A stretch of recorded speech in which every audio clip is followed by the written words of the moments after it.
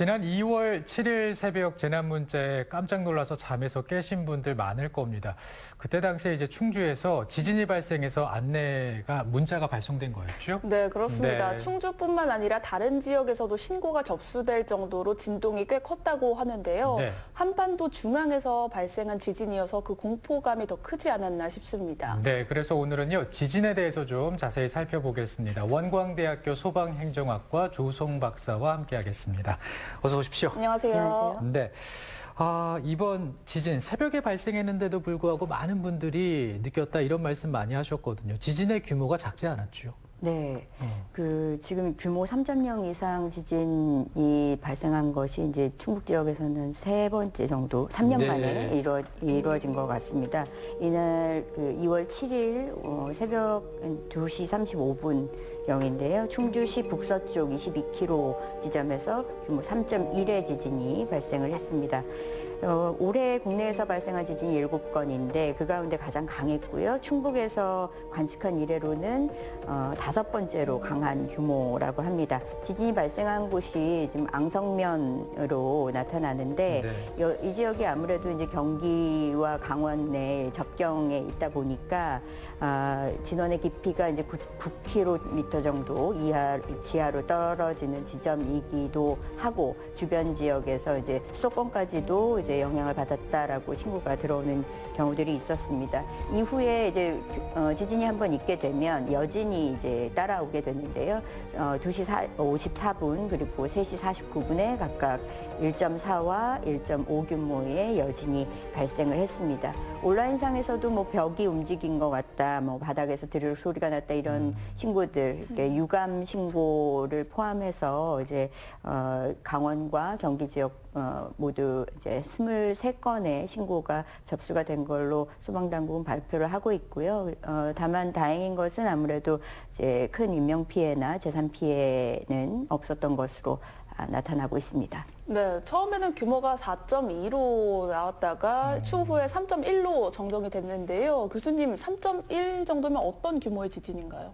네, 저희가 이제 그 정정 신고 때문에 아무래도 혼란이 조금 있었기도 하고 네. 이 규모에 따라서 이제 재난 문자를 보내는 반경이 좀 달라지기도 합니다. 그러다 보니까 당초 규모가 4.2로 안내됐는데 1.1 정도 차이가 나면 위력으로는 한 44배 차이라고 합니다. 네. 굉장히 크게 이제 차이가 있을 수 있는데요. 네네. 실제로는 이제 조금 낮았으니까 좀 다행이기도 하죠. 그래서 이렇게 파장이 S파와 P파가 있다고 하면 먼저 다가오는 게 P파이거든요. 네. P파를 먼저 분석을 해서 이제 신속하게 알람을 하려고 하다 보니까 현재로서는 이렇게 이제 오판할 수 있는 가능성들이 열려 있기는 합니다. 어쨌든 이제 신속하게 전달하는 것이 이제 목적이니까 보통은 실질적인 규모 차이는 지금 말씀드렸듯이 이제 숫자가 아주 작은데도 크게 달라진다라고 하니까 규모를 판단하시기보다는 이제 내가 느껴지는 이제 감도, 진도를 이제 느끼시는 것이 좀 더 와닿으실 것 같은데요.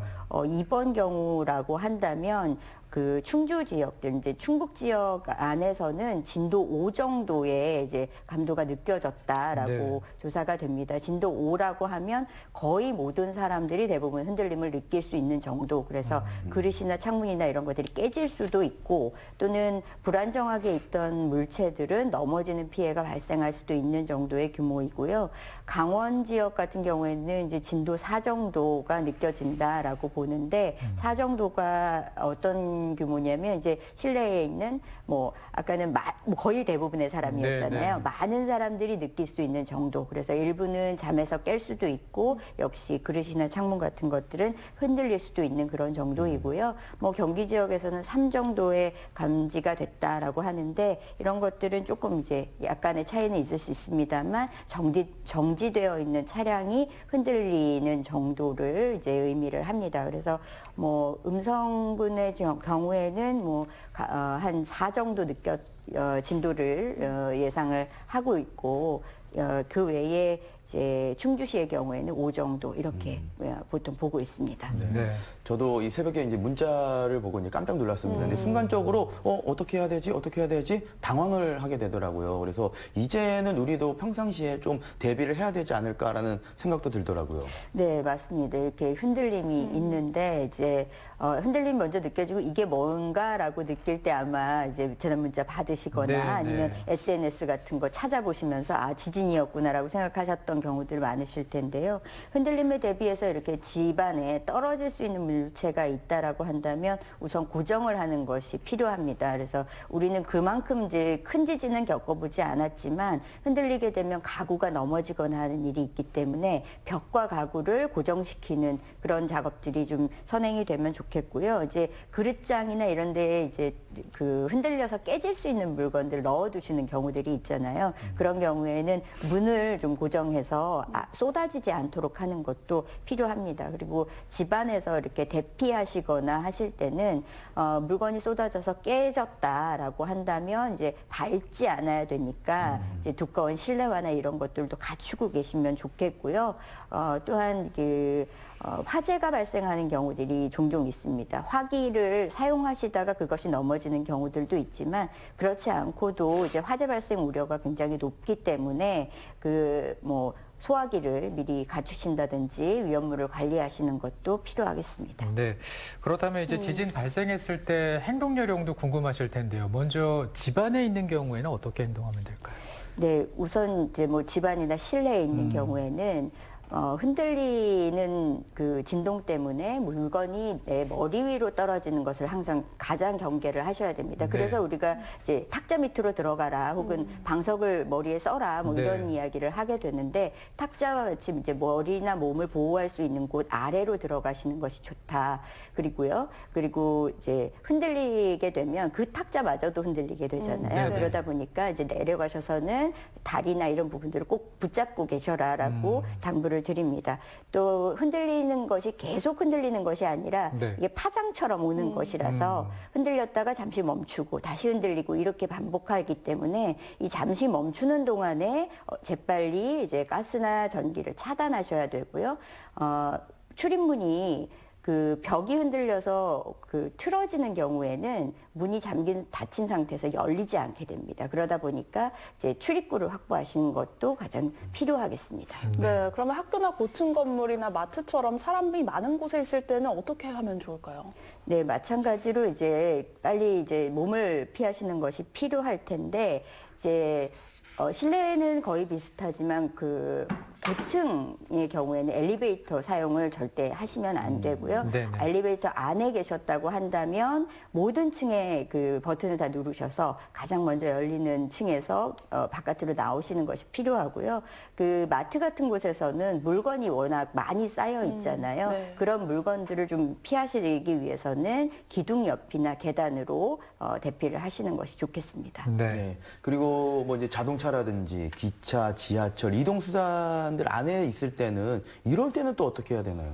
자동차 안에 운전하시고 계셨다고 한다면 아무래도 이제 몸을 바깥으로 피해야 되는데 그 자리에 설 수는 없잖아요. 네. 오른쪽으로 이제 갓길로 세우시는 것이 좋겠고 차는 반드시 키를 꽂아두신 상태로 몸만 밖으로 빠져나오시는 것이 좋겠습니다. 그리고 핸드폰만 믿고 계시면 사실상은 정보를 차단당할 수 있기 때문에 라디오라든지 보조수단 활용하시고요. 철도나 지하철 같은 데 계셨다라고 한다면 흔들림을 피해서 이제 고정 손잡이를 꼭 잡으시고 사람이 워낙 많을 수 있잖아요. 탈선이라든지 이런 극한 상황에 좀 침착하게 대처하기 위해서는 안전하게 질서 있게 좀 안내에 좀 따라주시는 것도 필요하겠습니다. 네. 사실 이런 재난 상황에서 가장 취약한 분들이 이제 노약자 그리고 장애가 있는 거동이 불편한 분들인데요. 이런 분들의 경우에는 어떻게 하는 게 좋을까요? 사실상은 이제 몸이 불편하신 분들 가운데 자력으로 혼자서 대피하기 어렵기 때문에 조력자가 반드시 필요합니다. 네. 평상시에 이렇게 도움을 줄 수 있는 분들과 각각 매칭을 해서 지정을 해두시는 것이 가장 먼저 필요할 것 같고요. 연락을 자주 취해서 평소에도 이제 훈련을 함께하는 방식 이런 것들을 좀 마련을 하는 제도적인 장치들도 좀 필요할 것 같습니다. 네. 네, 지진을 또 완벽하게 대비할 수는 없지만 피해를 최소화하기 위해서 사회적으로 그리고 또 개인적으로도 오늘 살펴본 것들 잘 익혀둬야 될 텐데요. 네네. 마지막으로 지진으로부터 안전하기 위해서 우리가 꼭 기억해야 될 게 있다면 뭐가 있을까요? 사실은 개인들의 이런 그 행동 요령들도 중요하지만 그 시설물의 내진 설계라든가 이런 데 대한 투자들이 좀 뒷받침이 돼야 되거든요. 우리가 그동안에는 너무 안전하다라고 생각했기 때문에 간과했던 부분들 이런 내진 설계나 이런 데 투자되는 예산들에 대해서도 시민들께서 좀 관심을 가지셨으면 좋겠습니다. 알겠습니다. 우리나라도 지진으로부터 안전하지 않다라는 거 꼭 잊지 말아주시기 바라고요. 오늘 조성 박사와 함께 지진에 대해서 얘기 나눴습니다. 고맙습니다. 감사합니다. 조선 씨 오늘 고맙습니다.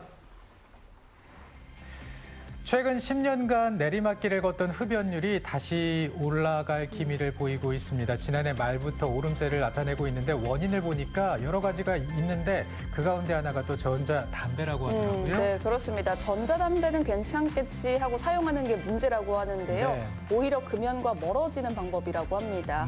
건강을 위해서 꼭 필요한 금연, 의지만으로는 어려운 경우가 많기 때문에 가까운 보건소나 금연 지원센터에 도움 받아보시기 바랍니다. 네, 오늘도 춥습니다. 막바지 한파 또 강풍의 체감 온도도 뚝 떨어질 것으로 보이는데요. 안전하고 또 따뜻하게 보내시기 바랍니다. 저희는 다음 주에 인사드리겠습니다. 고맙습니다.